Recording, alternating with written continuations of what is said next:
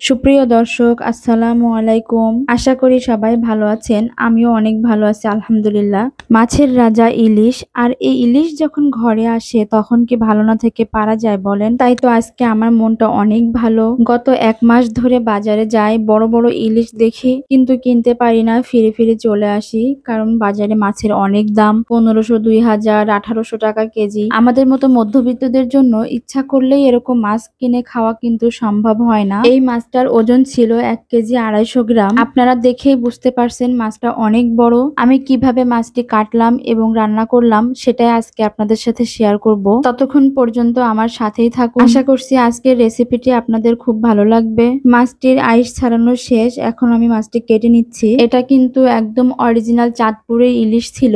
আপনারা যারা ইলিশ মাছ ভালো চিনেন তারা কিন্তু বুঝতে পারবেন। এখন আমি মাছের পেটি এবং গাদার মাছ আলাদা করে কেটে নিচ্ছি। আপনারা দেখতেই পারছেন মাছটি কিন্তু ডিমওয়ালা মাছ ছিল। এই ধরনের ডিমওয়ালা ইলিশ খেতে কার না ভালো লাগে বলেন? আরো যদি হয় চাঁদপুরের অরিজিনাল ইলিশ তাহলে তো কোনো কথাই নেই। তো এইভাবেই আমি মাছের পেটিগুলো আলাদা করে কেটে নিচ্ছি। অন্যান্য সকল মাছ বাজার থেকে কেটে নিয়ে আসলেও ইলিশ কখনোই আমি বাজার থেকে কেটে নিয়ে আসি না। এই মাছটা নিজের হাতে কাটার মজাই আলাদা। ইলিশের দাম যেহেতু অনেক বেশি, তাই আমি এই একটা ইলিশ দিয়ে কয়েকটি রেসিপি বানাবো। লেজটা একটু বড় করেই রাখলাম, একদিন মাওয়া-ঘাটের স্পেশাল লেজ ভর্তা করে খাওয়া যাবে। মাছটি কাটা শেষ, এখন আমি ধুয়ে পরিষ্কার করে নিলাম। এই ইলিশের অনেকেই অনেক রেসিপি বানায়, তবে আমার কাছে ইলিশের পাতলা ঝোলটাই সব থেকে বেশি ভালো লাগে। এর জন্য একটি কড়াইয়ে পরিমাণ মতো খাঁটি সরিষার তেল দিয়ে দিলাম। তার মধ্যে দিয়ে দিলাম ২ মুঠ পেঁয়াজ কুচি। পেঁয়াজগুলো বাদামি করে ভেজে নিচ্ছি। এ পর্যায়ে কিছুটা পানি দিয়ে দিলাম। এখন পরিমাণ মতো লবণ এবং হলুদ দিয়ে ভালোভাবে মিশিয়ে নিব।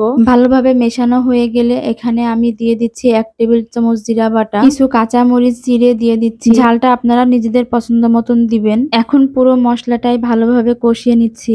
যখন তেলটা উপরে উঠে আসবে তখন আমি এক এক করে মাছের পিসগুলো দিয়ে দিচ্ছি। মাছগুলো কিছু সময় মশলার মধ্যে দিয়ে রেখে আমি কষিয়ে নিব। এই পদ্ধতিতে বাসায় একবার হলেও ট্রাই করবেন, আশা করছি অনেক ভালো লাগবে। সাদামাটা মাছের ঝোল আর গরম ভাত খেয়ে বাঙালি যে তৃপ্তি পায় তা আর অন্য কিছুতেই পায় না। এখন মাছগুলো আমি উল্টিয়ে দিচ্ছি। উল্টানো হয়ে গেলে এখন আমি একটি মাছ ভেজে রেখেছিলাম, সেই মাছটি দিয়ে দিচ্ছি। ১-২ মিনিট অপেক্ষা করে ঝোলের পানি দিয়ে দিলাম। মশলা এবং মাছ ভালোভাবে মিশিয়ে ঢাকনা দিয়ে ঢেকে দিচ্ছি। ফুটে উঠলে মাঝে মাঝে ২-১ বার নেড়ে দিচ্ছি। এ পর্যায়ে লবণটা চেক করে নিবেন।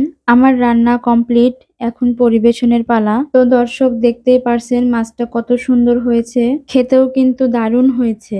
এই রেসিপিটি যদি আপনাদের একটুও ভালো লেগে থাকে তাহলে কিন্তু লাইক কমেন্ট করতে ভুলবেন না। ওহ, যা খেতে হয়েছে না! মাছের পেটি সাথে আবার ডিম, এরকম ১ পিস মাছ পেলে আর কি লাগে বলেন? আজকে আমি খেতে খেতে বিদায় নিলাম। আল্লাহ হাফেজ।